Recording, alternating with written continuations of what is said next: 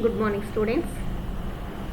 మన 5th lesson Indian reverse and water resources. ఈరోజు క్లాస్లో ఇండియన్ రివర్స్కి సంబంధించిన కొన్ని ముఖ్యమైన అంశాలను గురించి తెలుసుకుందాం.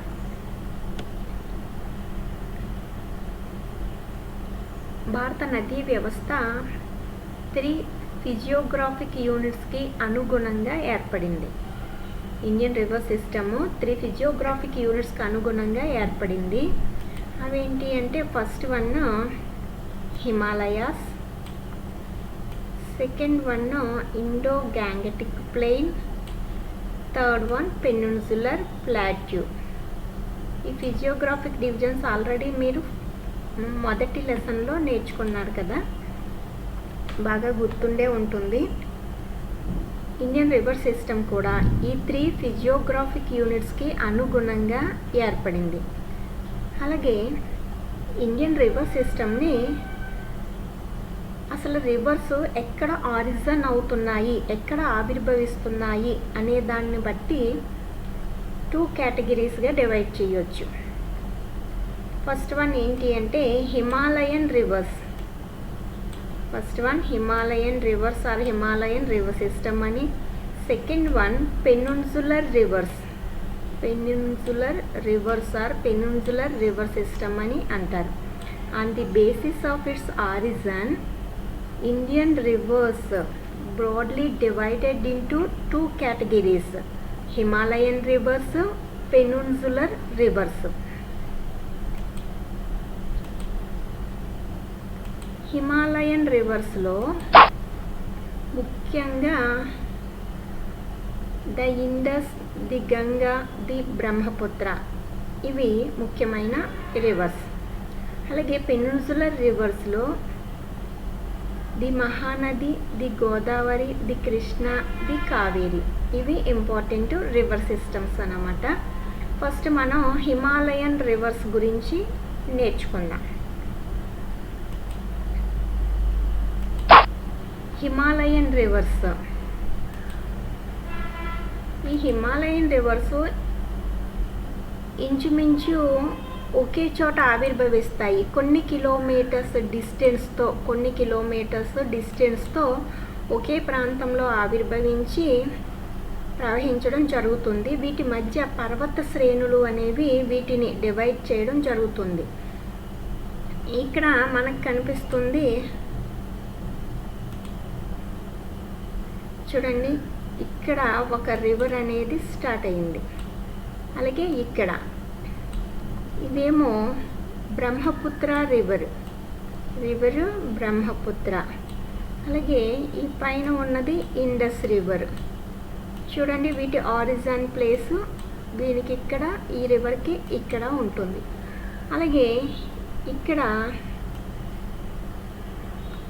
రివర్ గంగా రివర్ అనేది ప్రారంభమవుతుంది. ఈ రెండు అయితే చాలా దగ్గరగా వీటి యొక్క ఆరిజిన్ అనేది ఉంది. వీటి మధ్య పర్వత శ్రేణులు వీటిని డివైడ్ చేయడం జరుగుతుంది. ఇవి ఆవిర్భవించిన తర్వాత ప్రధాన మౌంటైన్ రేంజెస్కి ఇంచుమించు ప్యారలల్గా ప్రవహించడం జరుగుతుంది.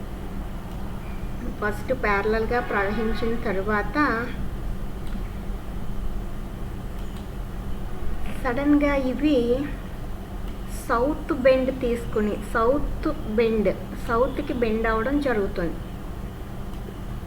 It's take south bend and enters into northern plains. ఇలా సౌత్కి బెండ్ అయ్యేటప్పుడు ఈ పర్వతాల్ని కోసుకుంటూ రావడం జరుగుతుంది అన్నమాట.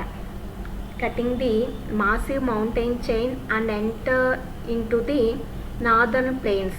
ఈ విధంగా మౌంటైన్స్ని కట్ చేసేటప్పుడు ఇక్కడ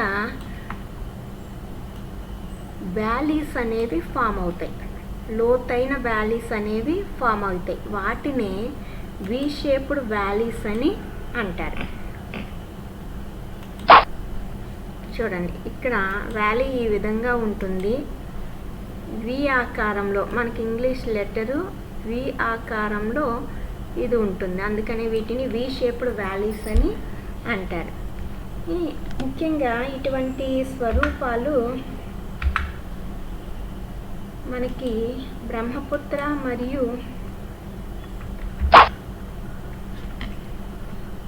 ఈ బ్రహ్మపుత్ర రివరు మరియు ఇండస్ రివర్ల ప్రవాహ మార్గంలో వి షేప్డ్ వ్యాలీస్ అనేవి మనకి ఎక్కువగా ప్రస్ఫుటంగా కనిపిస్తాయి అన్నమాట.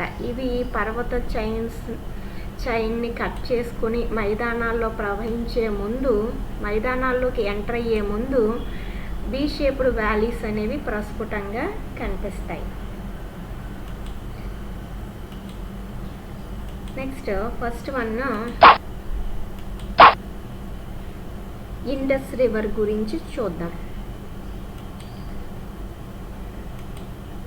ఈ ఇండస్ రివరు కైలాస రేంజెస్ యొక్క ఈ మధ్యలో కైలాస్ రేంజెస్ అనేవి ఉంటాయన్నమాట. Mountains Kailash ranges. ఈ కైలాస్ రేంజెస్కి ఈ నార్థన్ స్లోప్స్ వద్ద, కైలాస్ రేంజెస్ యొక్క నార్థన్ స్లోప్స్ వద్ద ఇండస్ రివర్ అనేది స్టార్ట్ అవుతుంది. స్టార్ట్ అయ్యి టిబెట్కి నార్త్ ఈస్టర్న్ డైరెక్షన్లో ప్రవహిస్తుంది. టిబెట్ ప్లాట్యూలోనే ఇది ఆవిర్భవిస్తుంది. అక్కడి నుంచి నార్త్ ఈస్టర్న్ డైరెక్షన్లో ప్రవహిస్తుంది. ఈ కైలాస రేంజెస్ వద్దే మానస్ సరోవర్ లేక్ అనేది కూడా ఉంటుంది. ఇది నార్త్ వెస్టర్న్ డైరెక్షన్లో ప్రవహించి మన భారతదేశంలో జమ్మూ కాశ్మీర్ వద్ద ఎంటర్ అవుతుంది. జమ్మూ కాశ్మీర్ వద్ద భారతదేశంలో ఎంటర్ అయ్యి ఇక్కడ కూడా నార్త్ వెస్టర్న్ డైరెక్షన్లోనే ప్రవహించి సౌత్కి బెండ్ అయ్యి పాకిస్తాన్లోకి ప్రవహించడం జరుగుతుంది. దీనికి భారతదేశంలో 5 ట్రిబ్యూటరీస్ ఉన్నాయి. ఇండస్ రివర్కి 5 ట్రిబ్యూటరీస్ ఉన్నాయి. First one Jhelum. ఈ లైన్ చూడండి, ఈ లైన్ ఇలా ఉంది కదా, ఇది Jhelum tributary. Next Chenab tributary. ఇదేమో రావి. ఇది బియాస్. నెక్స్ట్ సట్లేజ్. ఈ 5 కూడా ఇండస్ రివర్ యొక్క ట్రిబ్యూటరీస్. ఇవి భారతదేశంలో జమ్మూ కాశ్మీర్ రాష్ట్రంలోను, జమ్మూ కాశ్మీర్, ఇక్కడ హిమాచల్ ప్రదేశ్ మరియు పంజాబ్, ఈ 3 రాష్ట్రాల గుండా ఇవి ప్రవహించడం జరుగుతుంది. నెక్స్ట్ అతిపెద్ద నదీ వ్యవస్థను కలిగిన గంగా రివర్ సిస్టమ్ గురించి చూడండి. Ganga river system. ఈ గంగా రివర్ అనేది యాక్చువల్గా it has twin sources. First one ఇక్కడ ఈ పిక్చర్లో చూడండి అమ్మా, ట్విన్ సోర్సెస్ 2 ఛానల్స్ ఉంటాయి. ఫస్ట్ ఇక్కడ ఉన్నది మొదటి ఛానల్, నెక్స్ట్ ఇది రెండో ఛానల్. ఫస్ట్ ఛానల్ని భాగీరథి అని పిలుస్తారు. First one Bhagirathi. రెండవది అలకనంద. అంటే ఈ 2 నదుల కలయికతో గంగా నది అనేది ఏర్పడింది, భాగీరథి మరియు అలకనంద. ఈ భాగీరథి గంగోత్రి గ్లాసియర్ నుంచి స్టార్ట్ అవుతుంది. అంటే గంగోత్రి గ్లాసియర్ నుంచి ఇది ఇక్కడున్న గంగోత్రి గ్లాసియర్ నుంచి ఇది ఆవిర్భవిస్తుంది. ఇక్కడున్న భాగీరథి సతోపంత్ గ్లాసియర్ నుంచి ఆరిజిన్ అవుతుంది. ఈ సతోపంత్ గ్లాసియర్ బద్రీనాథ్కి నార్త్ వెస్ట్న ఉంది.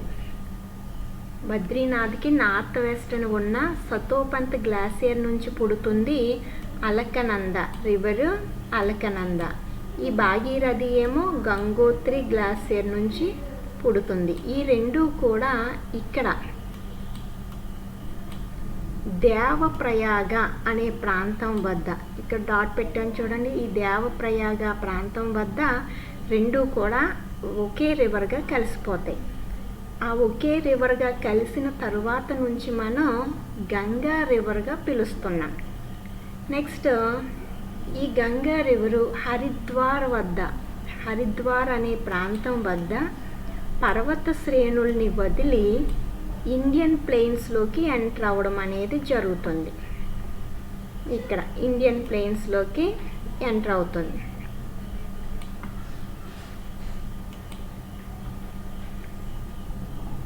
ఈ గంగా రివర్కి చాలా ట్రిబ్యూటరీస్ ఉన్నాయి.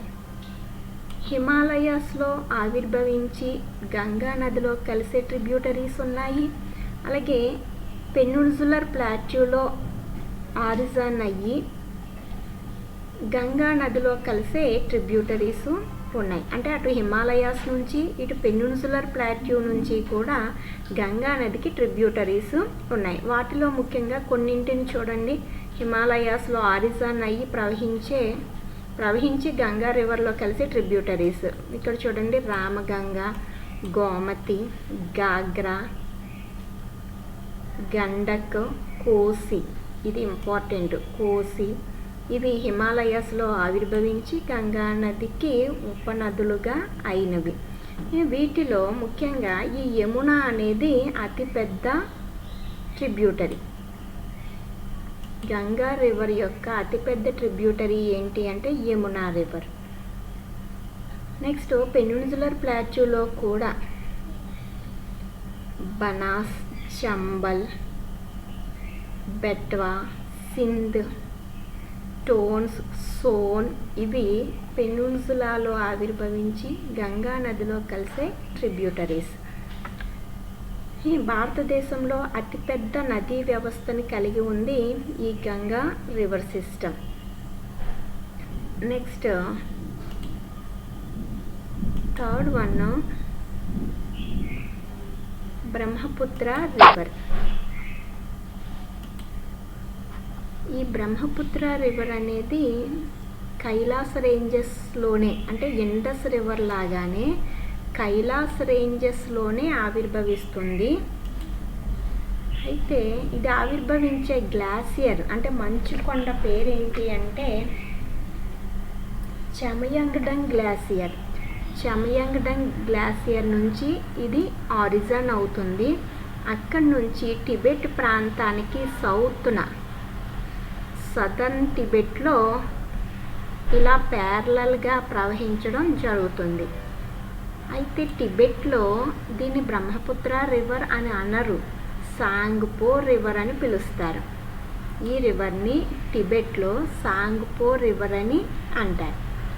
నెక్స్ట్ ఇది ఇక్కడ ఇలా ప్యారలల్గా ఈస్ట్ వైపు ప్రవహిస్తూ వచ్చి ఇక్కడ లార్సే జాంగ్ అనే ప్రాంతం ఉంటుంది. లార్సే జాంగ్ ప్రాంతం వద్ద ఇది వెడల్పైన నదిగా మారుతుంది. అంటే నావిగేబుల్కి అవకాశాన్ని కల్పిస్తుంది.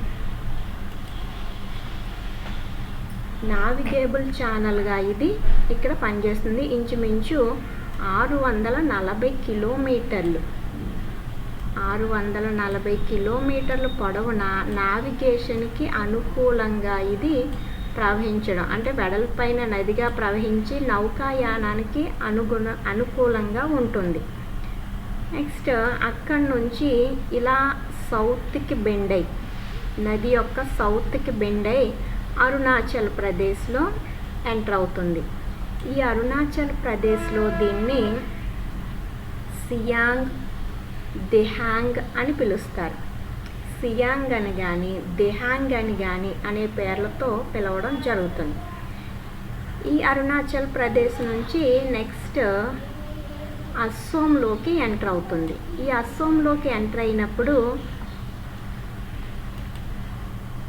ఇక్కడ లోహిత్ అనే ట్రిబ్యూటరీ ఒకటి దీనిలో జాయిన్ అవుతుంది.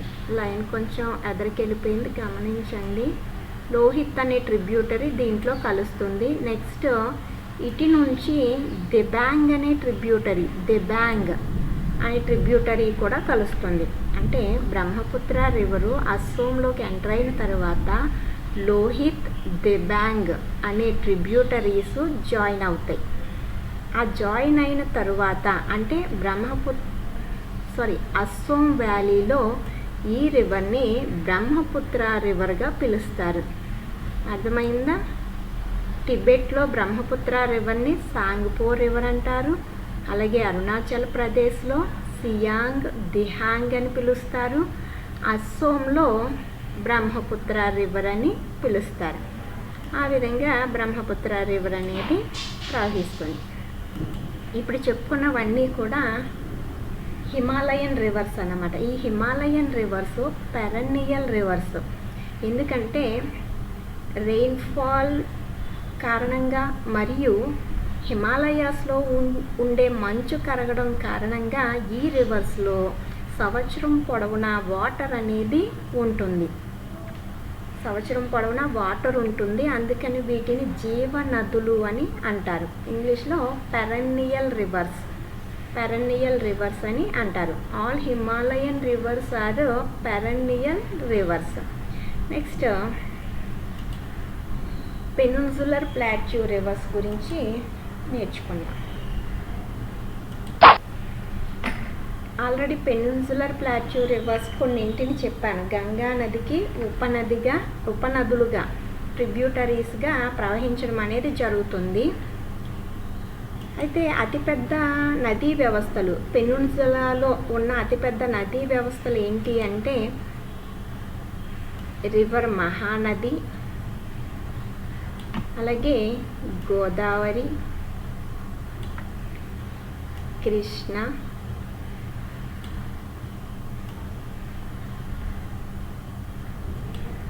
మరియు ఈ కావేరీ రివర్ సిస్టమ్స్ పెనిన్సులాలోనే అతిపెద్ద రివర్ సిస్టమ్స్గా వీటిని పేర్కొనవచ్చు. ఇవి ఒక విషయం గమనిస్తే ఇవి వెస్ట్ నుంచి ఈస్ట్ వైపు ప్రవహిస్తున్నాయి. దానికి రీజన్ ఏంటి అనేది మీకు ఆల్రెడీ తెలుసు కదా. Peninsular plateau slightly tilted towards east, తూర్పు వైపు వాలి ఉంది. పెనిన్సులర్ ప్లాట్యూ తూర్పు వైపు వాలి ఉండటం వల్ల ఎక్కువగా రివర్స్ ఈస్ట్ వైపు ప్రవహించి బే ఆఫ్ బెంగాల్లో కలవడం అనేది జరుగుతుంది. అలాగే మొత్తం భారతదేశంలో గంగా రివరు అతిపెద్ద నదీ వ్యవస్థ అయితే సౌత్ ఇండియాలో అంటే సదర్న్ ఇండియాలో అతిపెద్ద నదీ వ్యవస్థ ఏంటి అంటే గోదావరి. సదర్న్ ఇండియాలో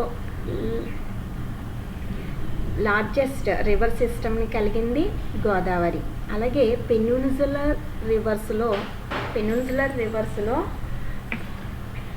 ఎక్కువ డ్రైనేజ్ని కలిగింది కూడా గోదావరి. సౌత్ ఇండియాలోనూ లార్జెస్ట్, అలాగే పెనిన్సులాలో కూడా లార్జెస్ట్ రివర్ సిస్టము గోదావరి. ఈ గోదావరి రివరు మహారాష్ట్రలోని నాసిక్ దగ్గరలో గల త్రయంబక ప్లాట్యూ వద్ద ఆవిర్భవిస్తుంది. దీన్నే త్రయంబకేశ్వర్ అని కూడా అంటారు. త్రయంబక ప్లాట్యూ వద్ద ఆవిర్భవించి ఈస్ట్ డైరెక్షన్లో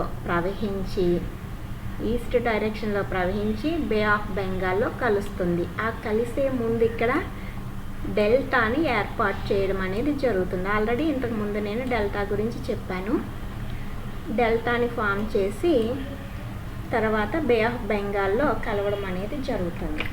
అయితే పెనిన్సులర్ రివర్స్ అన్నీ కూడా రెయిన్ ఫెడ్ రివర్స్.